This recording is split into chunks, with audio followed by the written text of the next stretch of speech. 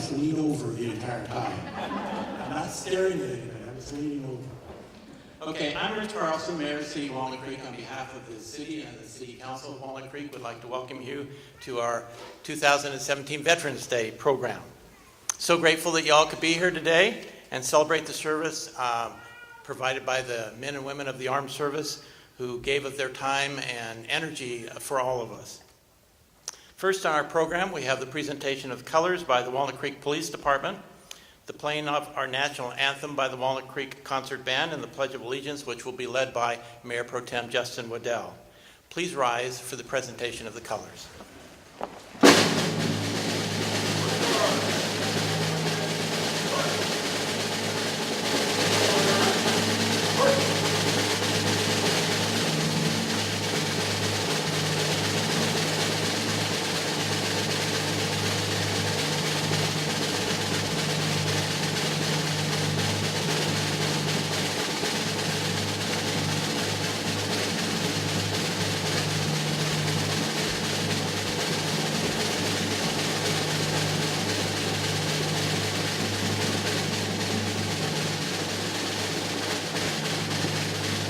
Detail, halt,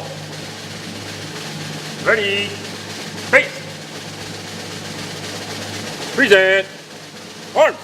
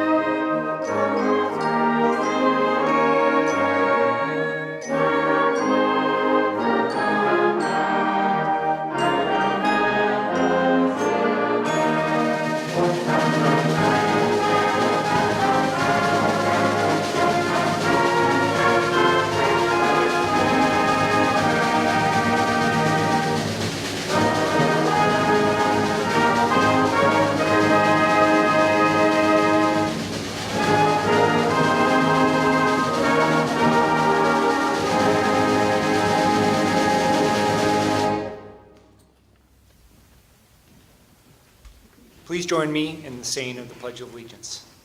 I pledge allegiance to the flag of the United States of America, and to the republic for which it stands, one nation, under God, indivisible, with liberty and justice for all. Order, arms. Both. The colors. Ready, face, forward, heart.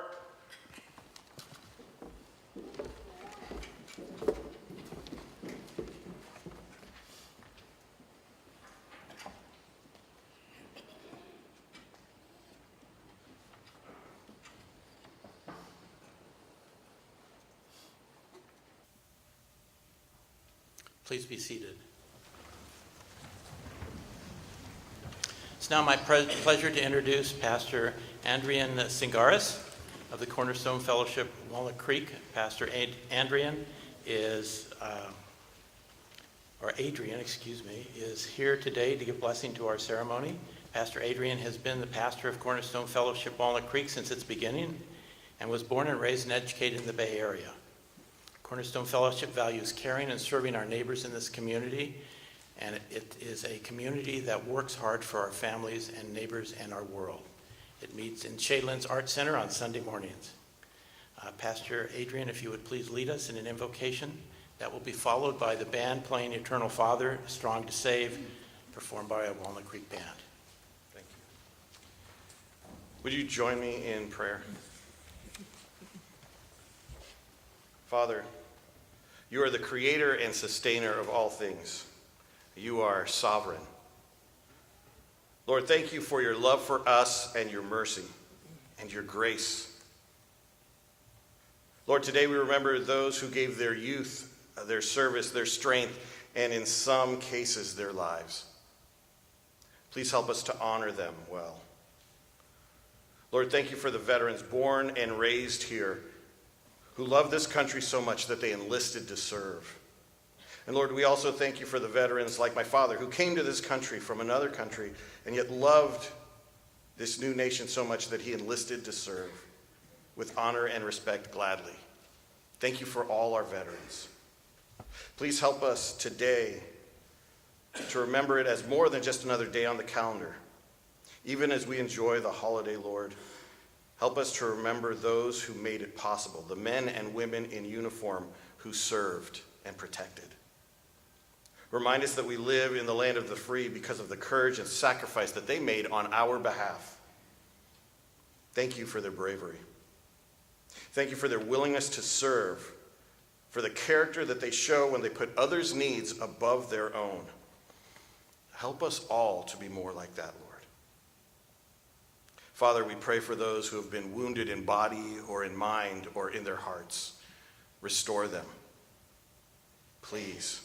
Use us as their family, as their friends, as their city, as their neighbors and community to care for them. Lord, give us courage. Courage not only to defend ourselves, but to do what is right. God, give us wisdom to know what is right. Make our leaders wise. Make them bold, but also make them compassionate, Father. Give us a hunger for justice and a passion to protect. Lord, please give us all a hope for peace, real peace and unity. Father, help us to value what you value.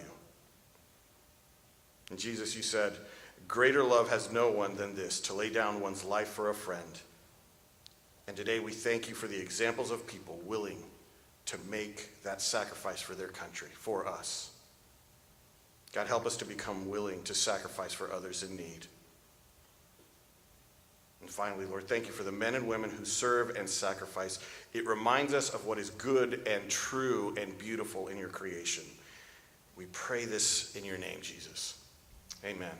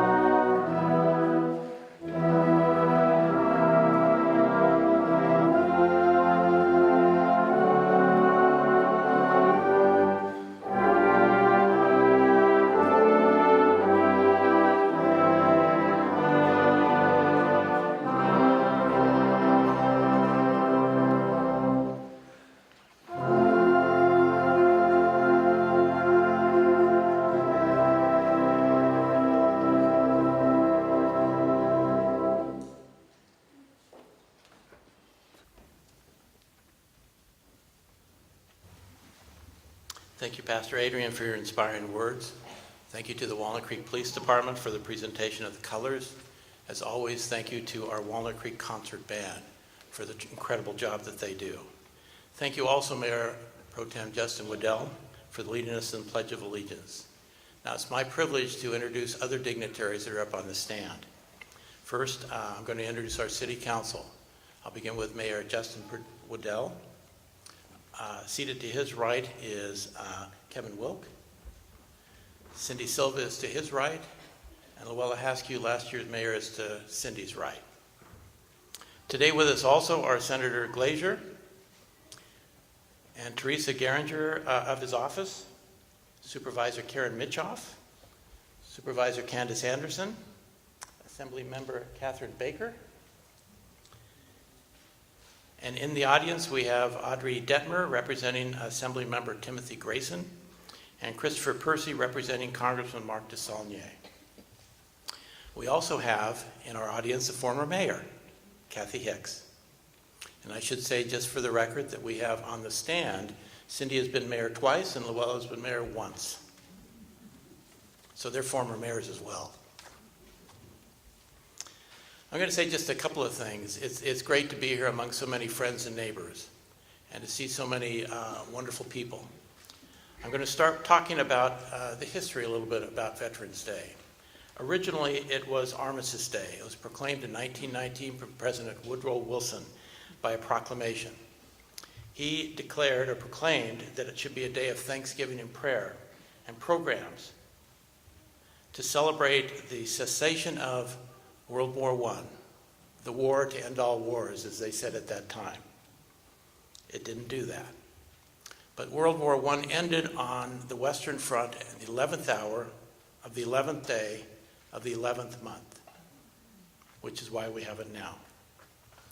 1938, Armistice Day was made a federal holiday, day dedicated to the cause of world peace and to honor veterans of the war. Obviously, we had some intervening wars. The designation of Armistice was changed to Veterans Day by the 83rd Congress in 1954 to become a day to honor veterans of all wars. We've honored our troops and their service and sacrifice ever since. Ceremonies like ours are being held today in thousands of communities across the country. We're here today to honor our heroes, to remember their achievements, their courage, and their dedication, and to say thank you for their sacrifices. At this point, I'd like to invite all members who have served in the armed forces to stand.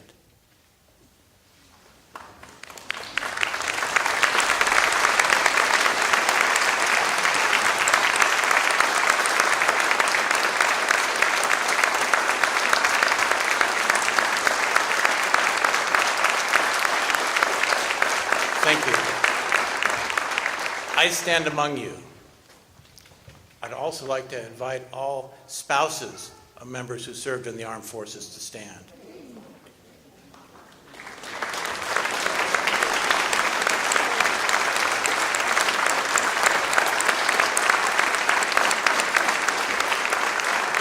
Thank you.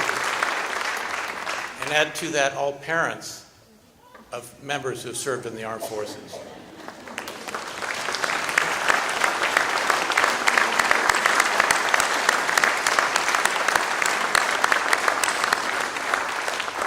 Do you get the feeling that the vast majority of people in this audience have a very direct connection to the American Armed Forces? We salute you today. We stand in the midst of patriots, their family and their friends, and those who have nobly served. At this time, we're going to be privileged to have our keynote speaker. This year's keynote speaker is Mike Conklin. Mike is well known for his long-time involvement with providing scholarships and other assistance to permanently disabled military personnel. As chairman and CEO of the Sentinels of Freedom Scholarship Foundation, Mike has worked tirelessly on behalf of those whose injuries suffered in the field of battle have resulted in severe and permanent disability. We're grateful and admire the work that he's done over the many years to support our troops.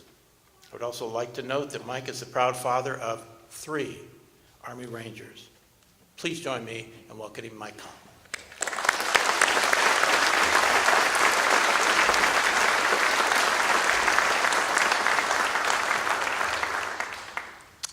Thank you, Mayor Carlson, City Council members, dignitaries, veteran citizens, and citizens. That first song, that really gets to me. Thank you. It kind of throws me off a little bit, actually. But thank you all for being here today, for allowing me the distinct honor and privilege to speak with you on this very, very special day, Veterans Day 2017, which is a celebration. This day each year we reserve to honor our living veterans for their military service to our nation. We honor our fallen and departed veterans on Memorial Day.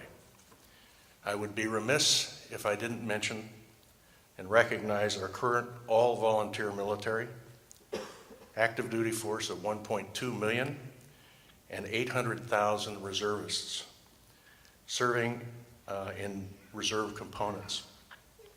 They're spread out across the globe today, last night, tomorrow, serving on land and air, the sea, training at war, humanitarian relief operations, all in very dangerous work. So I ask you to keep them all in your hearts and prayers in the reality of the turbulent times we face as a nation today. I'm here with my wife Peggy, a Blue Star mom. We are not veterans. So somebody might say, why are we here? We can't tell you what it's like to be a veteran. We are not veterans. Our fathers both served in World War II. My brother's in Vietnam. We have relatives that have served in this nation's military dating back to the Concord Bridge. We're here to inspire you to support our veterans and military and talk to you about loyalty, respect, duty, honor, country, from perspective of military parents. Our three sons, who have served in the Army during the time of war over the last 16 years. 2 are still very active. 1 is now a veteran. We can tell you of our immense pride of them and those they serve with and our veterans. We can tell you of moments of anxiety and terror as we watched our sons deployed 25 times to war between the 3 of them over the last 16 years. We can tell you about a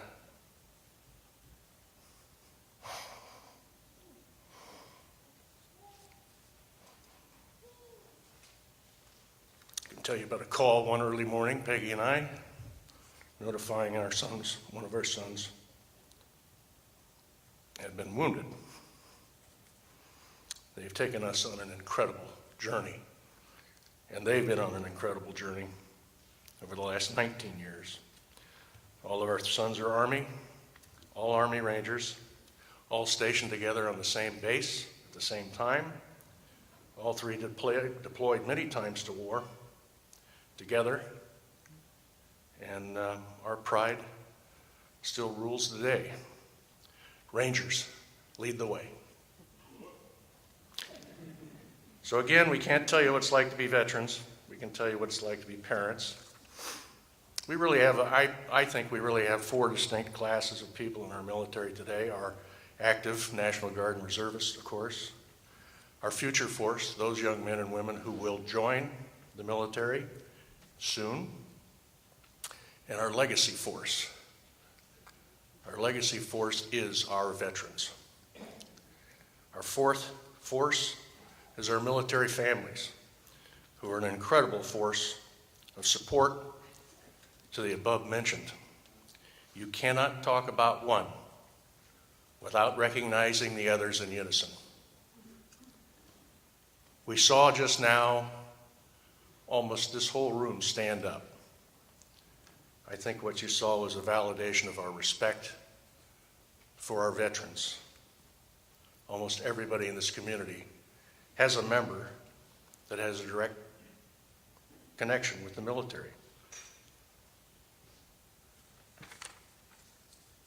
Those who are serving in our active duty and Guard and Reserve forces are our future veterans and will follow in the footsteps of the 23 million living veterans in our nation today, many of you sitting in this room with us here today in Walnut Creek. And yes, they will follow in your footsteps. They'll emulate your good works as veterans, as you and the veterans who have preceded you have provided to our communities. But make no mistake, they'll follow in your footsteps, but they're going to make their own footprints, just like you did when you came home. The reality is that veterans never stop serving. It's in their DNA. It's what defines them, and we are blessed to have such men and women like them as citizens in our communities across the nations. We're also very blessed to have in Contra Costa County to have an amazing array of veteran support organizations that do an outstanding job of supporting our veterans, such as, to name a few, our County Veterans Service Office, VFW, American Legion, Marine Corps League, Vietnam Veterans of Diablo Valley, Blue Star Moms, Martinez Veterans Hospital, colleges, and employers. Working together, and I travel a lot, so I think I know what I'm talking about. I think they represent the best county in this nation with respect to services for our veterans. As you know, I serve as the chairman of Sentinels of Freedom. We started this in 1998 as an honoring program to honor young students who are graduating from high school going to the military. No one was honoring them. So we started a program to do that out in Danville and San Ramon. In 2001, we changed. The whole world changed. And we started helping severely wounded members of the armed forces. So that's our subset of veteran support that we work in, that narrow swim lane of really thousands of wounded and severely injured veterans who seek to transition from the military onto education and a successful career in a very well-earned successful career. Through my travels, I've had hundreds of hospital visits with our wounded over the last 16 years. I would classify these visits as privileged.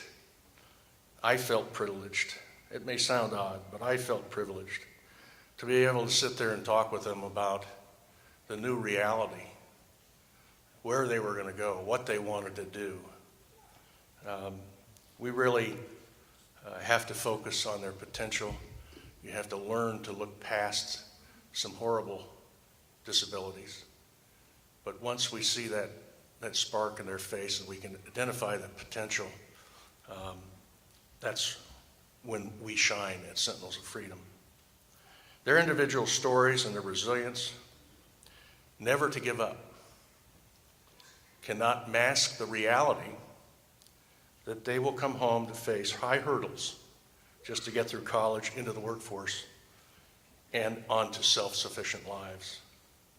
Sentinels of Freedom, with your help and community members, corporations across the nation, we have helped over 300 of them, injured, wounded, ill veterans across the nation successfully transition home onto success in education and careers. We invest in their potential, and they are a good investment. To all these veterans who at some point left their homes and families to serve us, many at a young age, many who have sacrificed much in many ways, we need to ask ourselves, what is our responsibility to these veterans when they come home to the communities they left, our communities? Yes, the government has the responsibility to take care of our veterans in providing medical care, educational opportunities.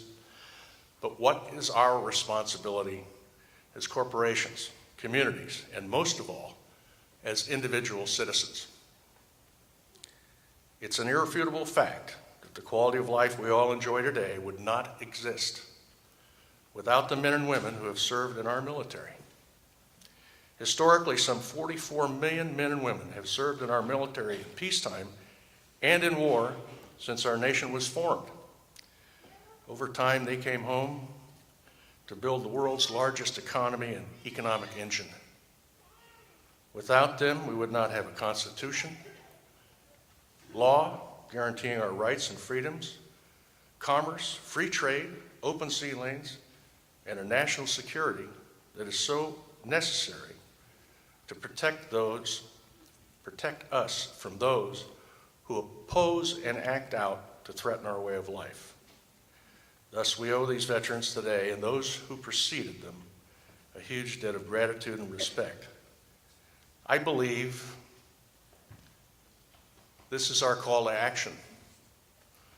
What I'd like you to consider today and every day is, can our gratitude and respect and support to these veterans be met by just attending a ceremony once a year or saying thank you for your service? Is that enough for you personally in accepting your responsibility for all that these veterans have done for us to maintain our quality of life? I believe we can do more to support our veterans, especially our wounded, ill, and injured. It may be something that you can do as big or as small, but at the very least, we, you and me, need to teach our children and grandchildren well as to the sacrifice these veterans have made so that we can all live in a free nation under God with liberty and justice for all, the United States of America. Sometime in the coming days, please have this conversation with your children and grandchildren.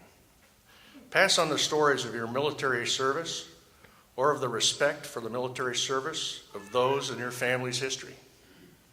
How else will they ever understand and respect our military and veterans if you don't take the time to teach them?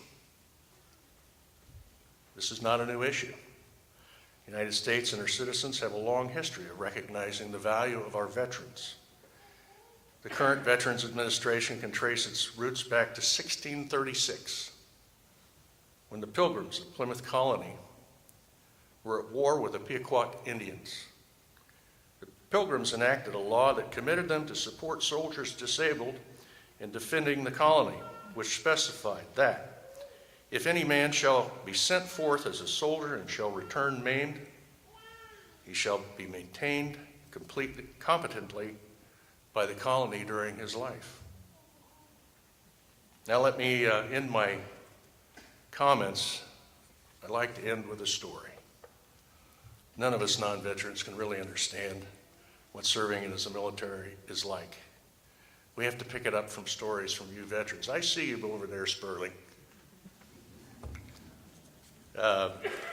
And so that's how I've learned almost everything I've learned about the military was talking to you veterans over all these years, even as a young kid. And so these stories are very important. And this is a glimpse of one veteran that we assisted. We call them Sentinels when they're in our program. It's a young Green Beret I met years ago, about 10 years ago, when he was recovering from severe wounds sustained while in Afghanistan. His name is Sergeant First Class John Wayne Walding.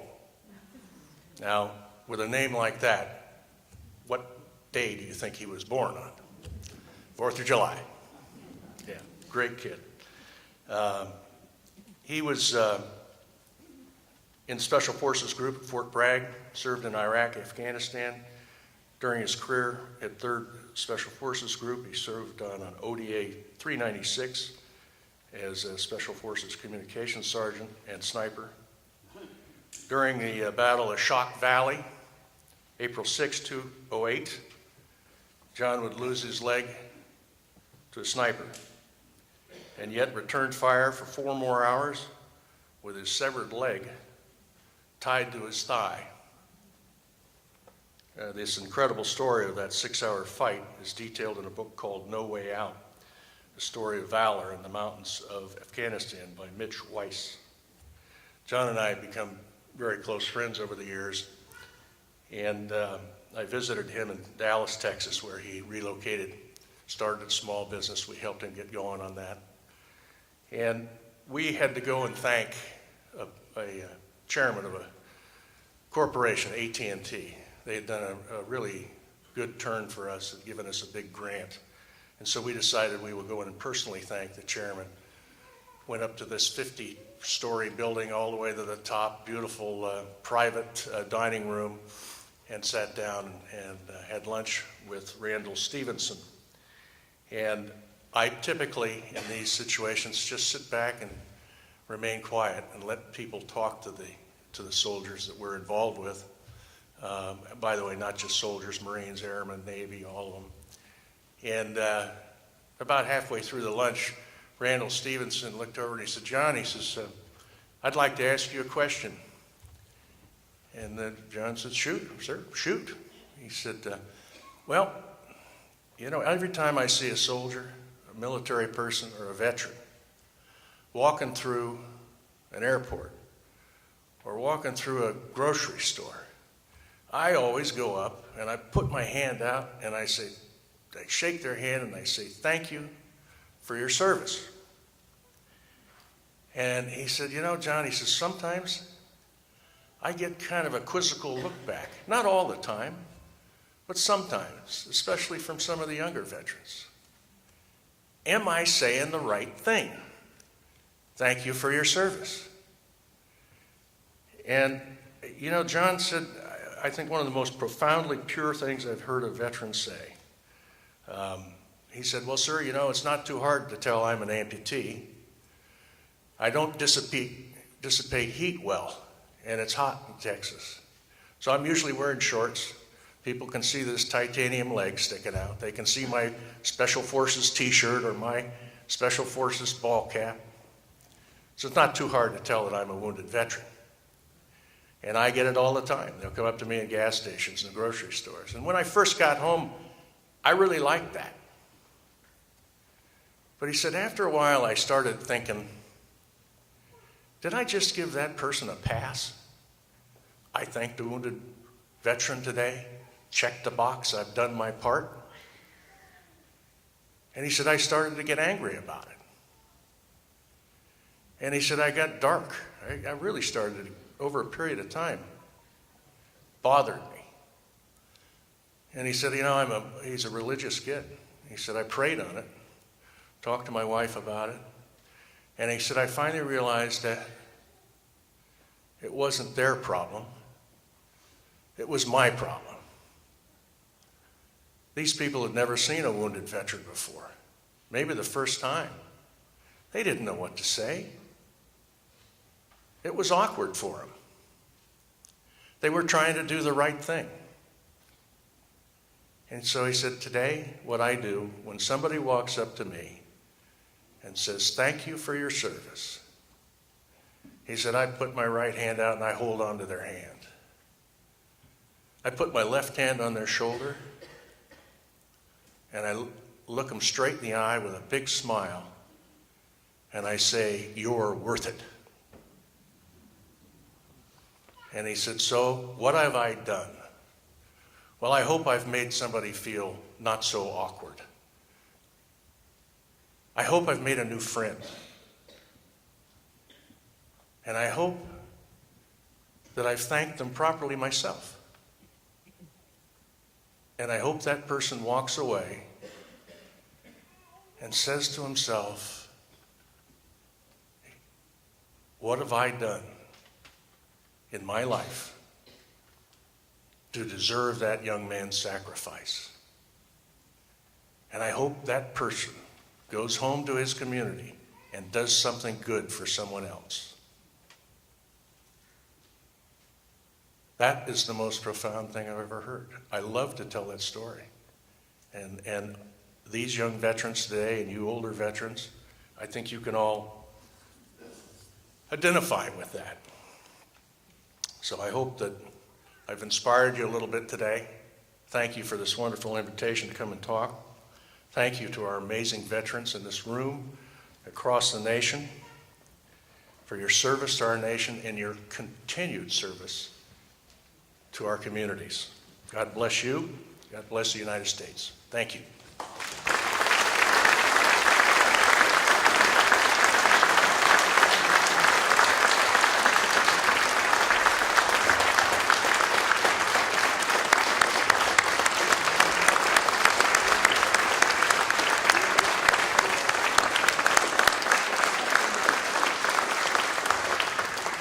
Thank you. Before the band plays each time you tell their story, I just want to thank Mike for the inspiring words that he gave and the comments and the inspiring words of that young veteran.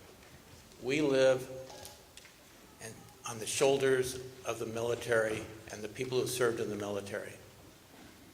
Our society is based on that. We live our society that gives us freedom based on that, and we need to always remember that. Please join the Walnut Creek Band as it plays each time you tell their story.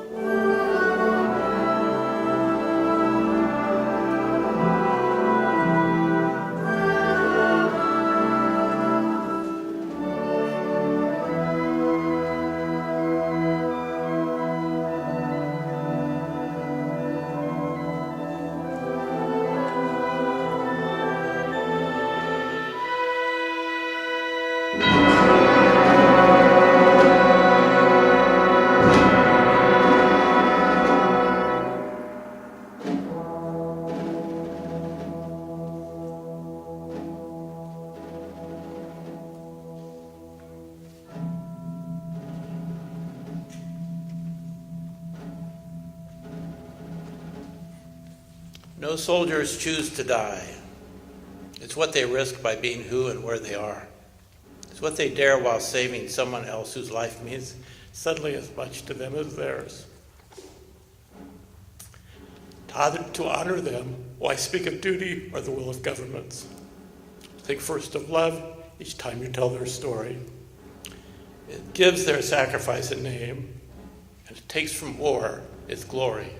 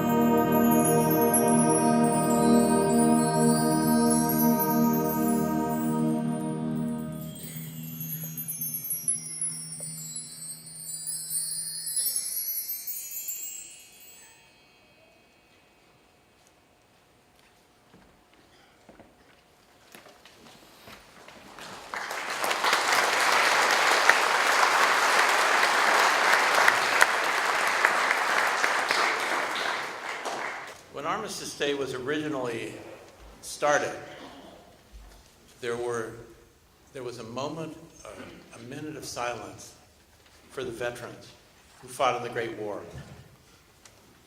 and a minute of silence for their family and friends who supported them in their efforts in the Great War. We want to thank all the veterans from all the wars at this time by honoring them with a minute of silence. Please join me in the minute of silence for all veterans, for all wars.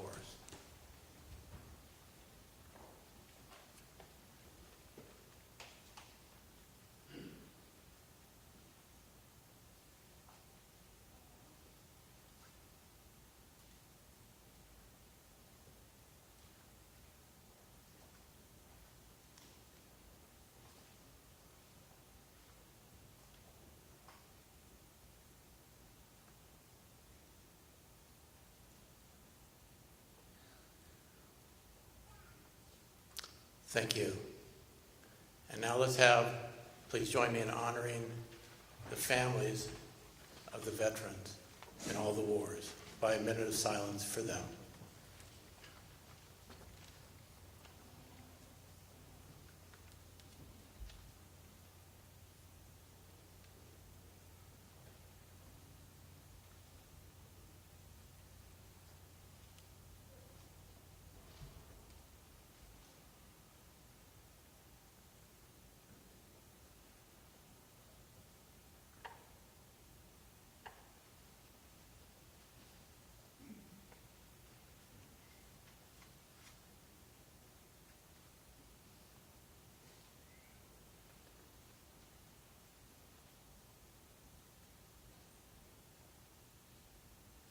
Thank you.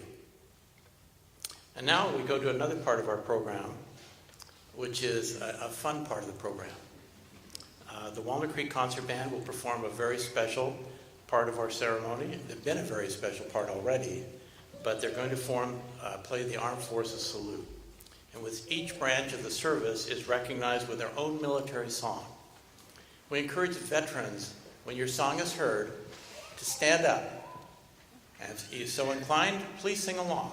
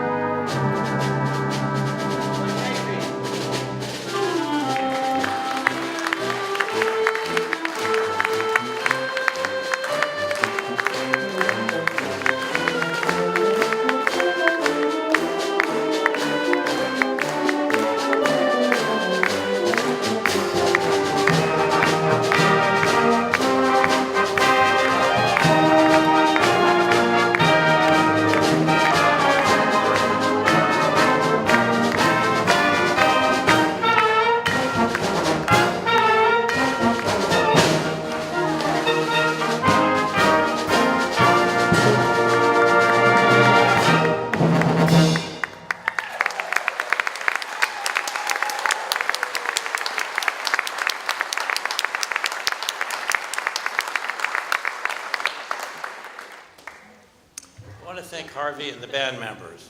Let's give them a round of applause.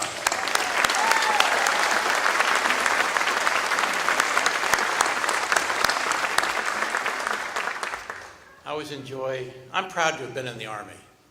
I know that the people who stood up, each of the members of this audience who stood up is proud to have been in their service as well, their branch of the service. I always enjoy seeing that pride and that patriotism. I always enjoy hearing the national anthem. Before the band concludes our ceremony today with Esprit de Corps March by John Philip Sousa, I again want to express my appreciation to certain people. Mike, our keynote speaker.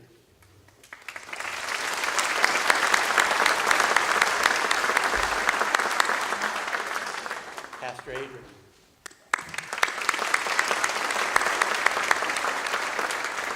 The Walnut Creek Police Department that does so much to keep us safe.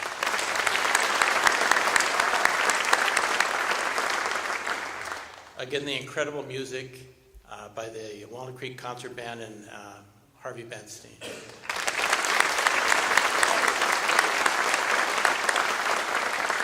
All my colleagues on the City Council and all other colleagues up here, we want to thank you as well.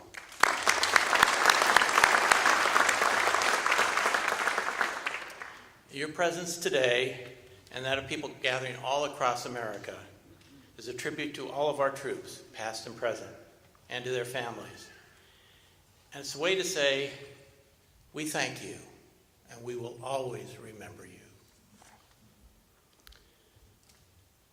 From the soldiers who shivered and starved through the winter at Valley Forge and the other locations of the Revolutionary War, to the soldiers that you read about every day in the paper today, and everybody in between, and not just soldiers, obviously, that's just a term I'm using, but all the people in the armed forces, from that time till today, we want to honor them, remember them, and respect them.